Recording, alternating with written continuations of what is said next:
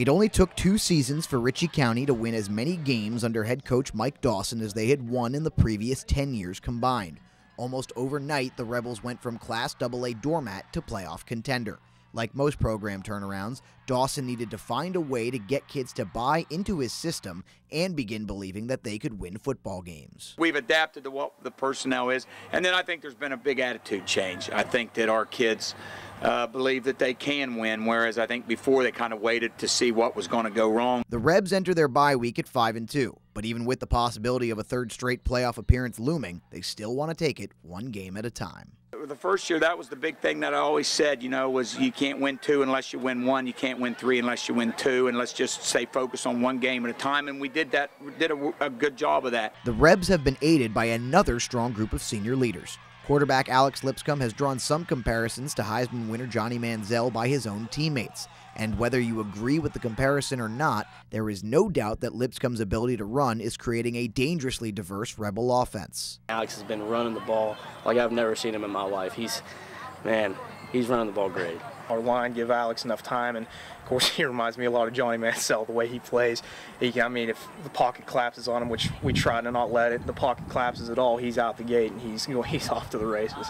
And while teammates are quick to praise Lipscomb, he points to the team's strong conditioning as part of their continued success. I just don't think teams have what they could cover us for a half, but they get wore out and we're still going because we're used to pushing ourselves when we get tired.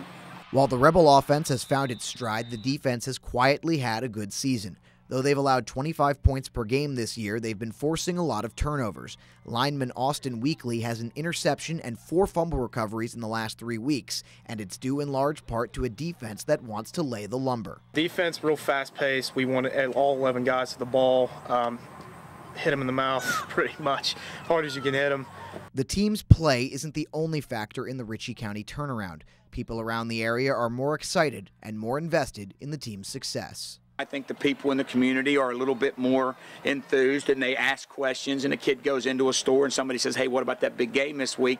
And that stuff makes a big difference, and I think there's been a change in the whole community. Our crowds have been very well this year. 12th man has been awesome. But above all things, Dawson is happy to see a team of guys learning life lessons on the football field. It's about them learning the life lessons of hard work, dedication, commitment, sacrifice for each other, and those are all things that you're going to take off into life. And so I see those things bearing fruit out on the field. I see wide receivers throwing blocks. I see people doing the unselfish little things.